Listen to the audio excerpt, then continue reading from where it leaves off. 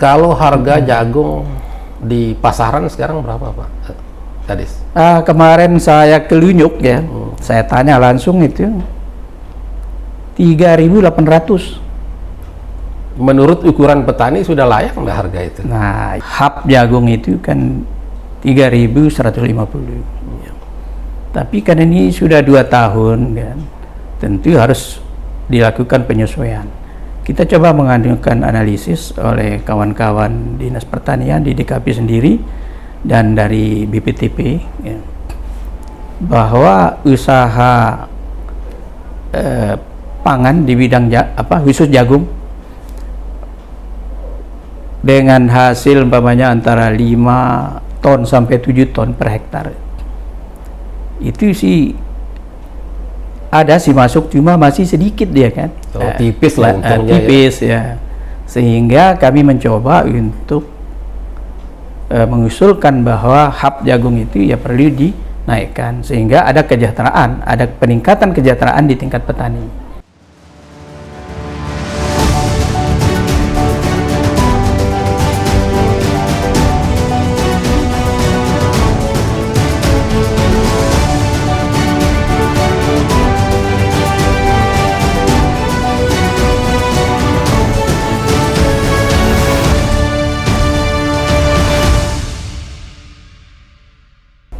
Assalamualaikum warahmatullahi wabarakatuh. Waalaikumsalam warahmatullahi wabarakatuh. Alhamdulillah, tamu kita hari ini di redaksi Suara NTB adalah Kepala Dinas Ketahanan Pangan DKP NTB, Haji Abdul Aziz SHMH. Kita akan berbincang-bincang tentang produksi dan harga jagung di NTB. Apa kabar Pak Kadis? Kabar baik Pak Agus, Bang Agus ya. Sehat ya? Alhamdulillah sehat ya. Kalau produksi jagung kita tahun 2021 dan sekarang ini berapa? Ya, berdasarkan data yang diberikan ke saya yang karena kita setiap waktu itu mengupdate data. Di tahun 2021 itu 1.220.000 ton dan sampai dengan pertengahan Juli 2022 ini data jagung yang ada itu 47 atau sampai dengan 58.000 ton. Cukup ya, besar ya? Cukup besar ya. Kalau tanaman jagung ini terbanyak di kabupaten mana Pak Aziz? Ya khusus Pulau Sumbawa ya. Sumbawa. Di Kabupaten Sumbawa juga banyak jagung, Dompu, Bima banyak jagung ya. Jadi kita NTB ini sentra jagung. Jagung. Ya, sentra jagung. Terserap pasar semua enggak?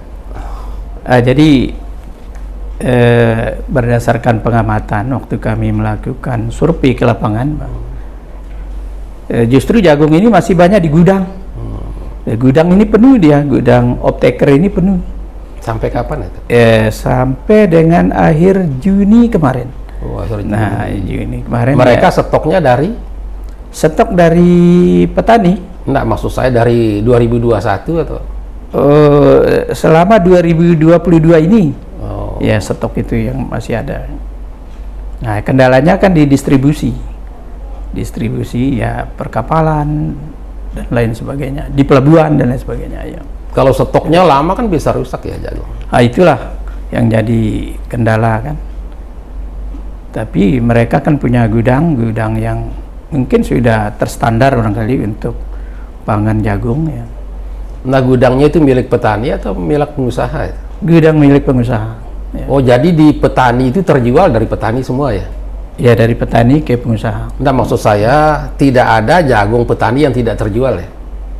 Ada juga jagung petani yang tidak dibeli oleh pengusaha, misalnya oleh pembeli gitu.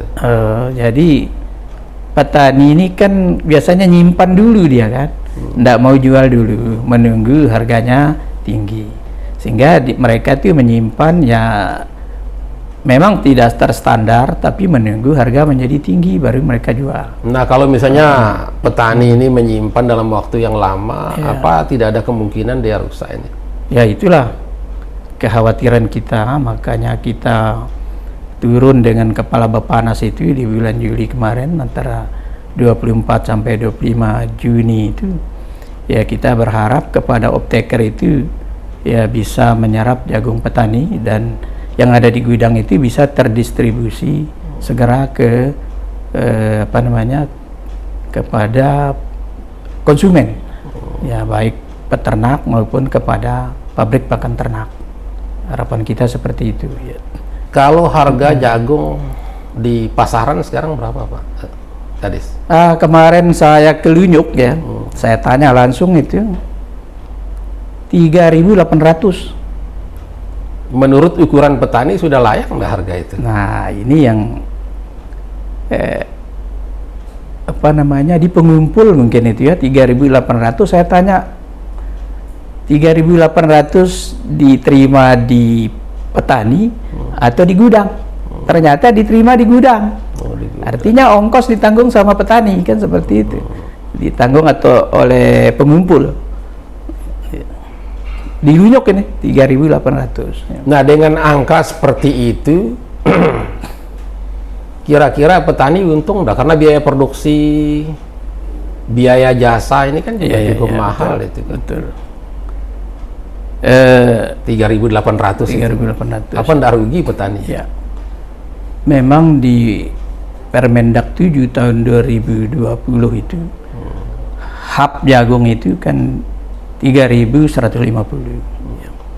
Tapi kan ini sudah 2 tahun kan, tentu harus dilakukan penyesuaian. Kita coba mengadakan analisis oleh kawan-kawan Dinas Pertanian di DKP sendiri dan dari BPTP ya, bahwa usaha pangan di bidang khusus jagung dengan hasil umpamanya antara 5 ton sampai 7 ton per hektar itu sih ada sih masuk, cuma masih sedikit dia kan.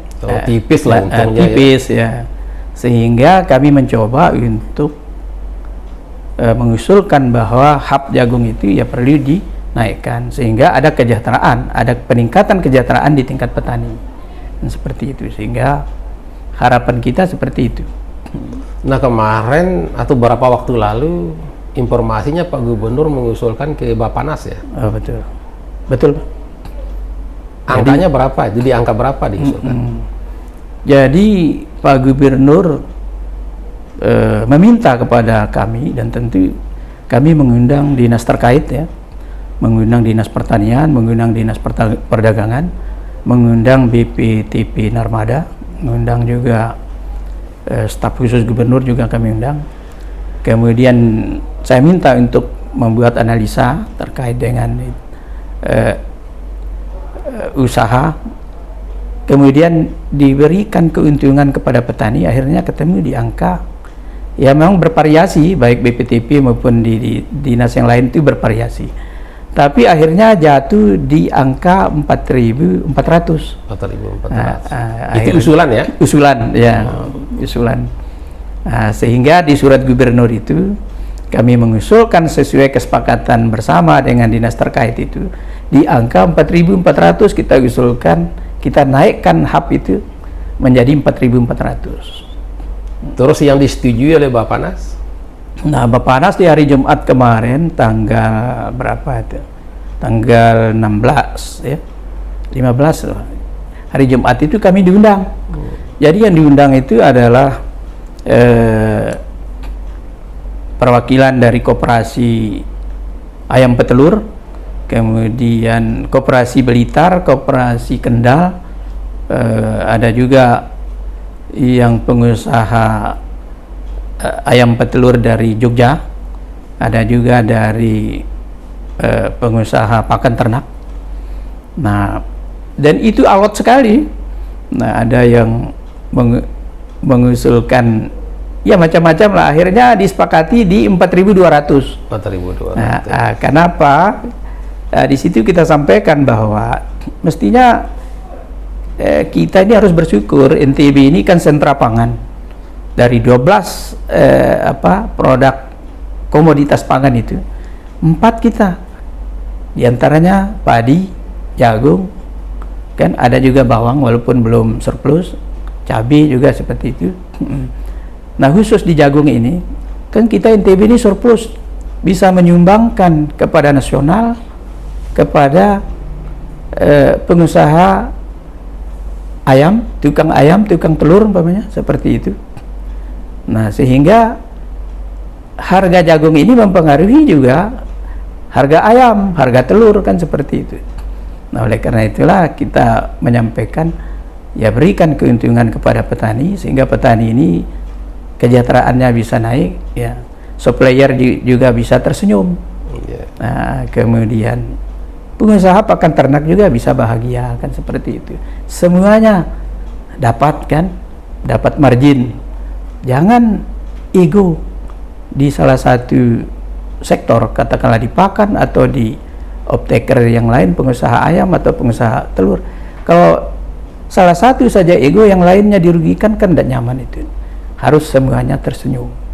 Nah akhirnya disepakati 4.200. Nah kalau di angka 4.200 ini, kira-kira petani jagung sudah untung nggak itu? Nah, berdasarkan hitungan, ya, sudah untung. Sudah lumayan lah. Sudah lumayan. Ya. Karena gini, kawan-kawan dari dinas kita di provinsi, di provinsi juga menghitung, kan. Nah kemudian mereka juga, saya pikir mereka lebih pintar dari kita. Pengusaha ayam pedaging, ayam petelur umpamanya, atau pakan ternak, mereka, saya bilang terus terang aja, bapak-bapak kan lebih pintar dari kami, saya gitu kan. Nah sambil tersenyum mereka, akhirnya ya kita sepakatilah dengan angka 42 itu. Nah, kalau aspirasi dari petani, nah pernah enggak ditanya petaninya, kira-kira petani ini mau di angka berapa gitu, yang layak berapa? Di tingkat petani, ya memang mereka kan maunya lebih tinggi, kan seperti itu. Di angka 4.400 kan maunya seperti itu mereka, kan. Dan yang lakukan survei kan ada kawan kita, ada teman kami, ada Pak Hadi namanya itu, ya itu melakukan survei juga. Tapi perlu juga mendapat pertimbangan bahwa kalau harganya tinggi, ya tapi kita seperti contoh pertumbuhan ekonomi kita 7,7, kemudian laju inflasi umpamanya karena bahan pangan naik, kan akhirnya tidak ada artinya, sama dengan kita menciptakan kemiskinan baru.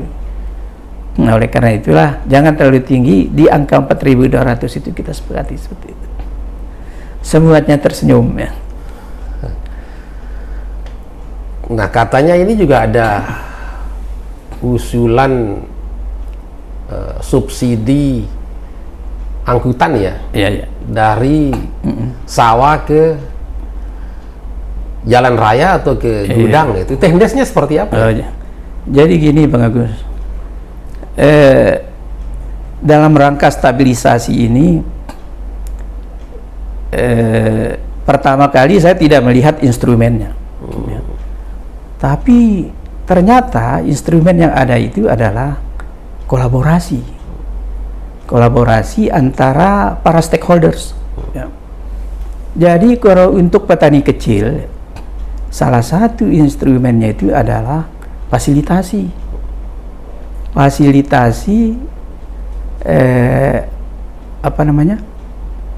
terhadap distribusi pangan. Nah, jadi ada ruang dibantu petani itu, kan? Ada ruang memang. Tapi khusus petani kecil, Bang Agus. Terus petani kecil harus dilakukan survei, dilakukan pendataan terhadap petani yang memiliki lahan antara 50 sampai 2 hektar.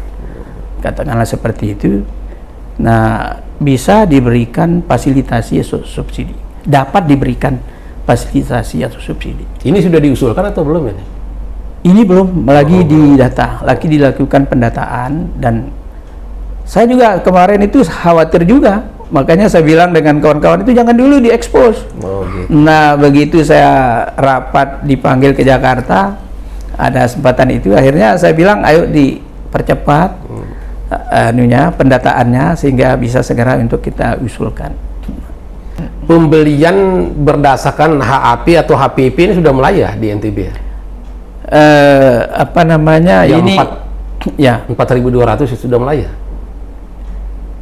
Kalau 4.100 sudah ada ya, tapi ini kan harus diputuskan melalui keputusan Kepala Badan Pangan Nasional, pengganti dari peraturan Kementerian Perdagangan nomor 7 tahun 2020. Jadi angka itu belum berlaku sekarang ya? Ya, sekarang belum. Kita menunggu menunggu keputusan Kepala Badan Pangan. Itu sudah kita putuskan dengan stakeholders, tetapi tentu secara resmi belum. Nah, secara resmi belum. Tapi draftnya sudah. Sudah. Ya, draftnya sudah. Karena draftnya juga langsung dibahas pada hari itu. Ya. Jadi kalau pengusaha yang akan membeli di NTB sudah dapat kan informasi bahwa nanti angka HPP-nya 4.200. Sudah dapat informasi. Mereka terima enggak dengan angka itu? Saya pikir juga masih untung enggak mereka itu maksudnya? Dengan angka 4.200 itu masih menguntungkan petani. Dan pengusaha maksud saya? Pengusaha juga seperti itu. Ya. Kalau Bulog ini beli jagung juga ya? Bulog juga membeli. Oh. Ya, nah, kedepannya kita berharap Bulog ini ya, di samping dia juga sebagai stabilisator harga atau dalam rangka menyediakan bahan pangan, stok pangan. Ya. Nah, kita berharap dia juga dapat memberikan stabilisasi harga kan, terhadap permainan harga di tingkat trader umpamanya. Nah, dengan bergeraknya Bulog, nah kita berharap permainan harga bisa ditekan seperti itu. Apa masalah yang kita hadapi di sektor pangan di NTB? Kita NTB memang sentra pangan ya, tapi yang jadi masalah ini pada saat kita panen raya harga selalu jatuh, kan itu masalahnya. Padahal kita ini kan sentra pangan, 4 komoditas itu, padi, jagung, ya, bawang juga walaupun belum surplus ya, masih banyak kebutuhan dalam daerah. Cabai juga kita juga sebenarnya surplus, tapi karena kebutuhan di Pulau Jawa, harga di Pulau Jawa menjanjikan, akhirnya petani atau pengusaha ini banyak ngirim keluar daerah, kan seperti itu. Nah, jadi kendala yang kita hadapi ini jatuhnya harga bahan pangan ini pada saat panen raya, itu yang kita hadapi. Tapi itu mungkin hukum pasar ya. Jelas. Jadi ketika barang banyak harga turun gitu.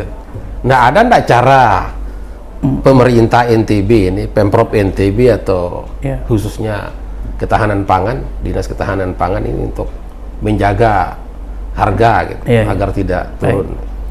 Jadi tidak jatuh lah. Baik. Hukum ekonomi itu kan semua orang kan tahu, pada saat supply-nya banyak ya, harga turun kan. Jadi supply and demand ini kan pasti berlaku ya. Kemudian terkait dengan apa nih sampai ditanyakan tadi terkait dengan peran kami di Dinas Ketahanan Pangan. Sebelumnya memang kami belum punya peran di situ sebelumnya ya. Tapi seiring dengan adanya perubahan bahwa Badan Pangan Nasional ini yang tadinya berada di bawah Kementerian Pertanian, sekarang berada di bawah Presiden sesuai dengan Perpres 66 tahun 2021. Dan saya pikir juga sampai ke daerah juga pasti akan terjadi perubahan. Nah, instrumen yang digunakan dalam rangka stabilisasi harga itu adalah itu kolaborasi antara para pihak dalam rangka menstabilkan harga. Nah, dan itu yang sering saya tanyakan kepada Bappenas.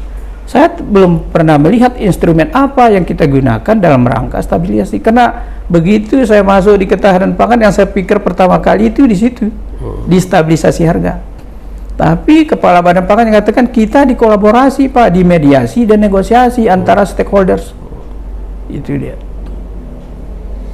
Nah, kalau tidak salah dulu pernah ada usulan ya dari NTB untuk bisa ekspor jagung ya. Bagaimana kelanjutannya itu? Baik, Bang Agus. Sebetulnya kalau mau harga jagung tinggi memang harus ekspor. para stakeholder juga mengatakan seperti itu. Tapi kebijakan pemerintah pusat, kita tidak diberikan kebijakan untuk ekspor bahan pangan khusus jagung. Kenapa? Karena apalagi dengan terjadinya perang Rusia Ukraina, katanya di dunia ini kan terjadi krisis pangan. Nah, oleh karena itu, untuk bagaimana supaya pangan kita kuat, negara kita berdaulat, maka pangan khusus jagung ini belum ya, atau tidak diberikan kebijakan untuk dilakukan ekspor. Itu dia, seperti itu. Terima kasih Pak Kades atas waktu dan kesempatannya berbincang-bincang dengan kami pada hari ini. Lebih kurangnya mohon maaf. Wassalamualaikum warahmatullahi wabarakatuh. Waalaikumsalam warahmatullahi wabarakatuh. Makasih Bang Agus.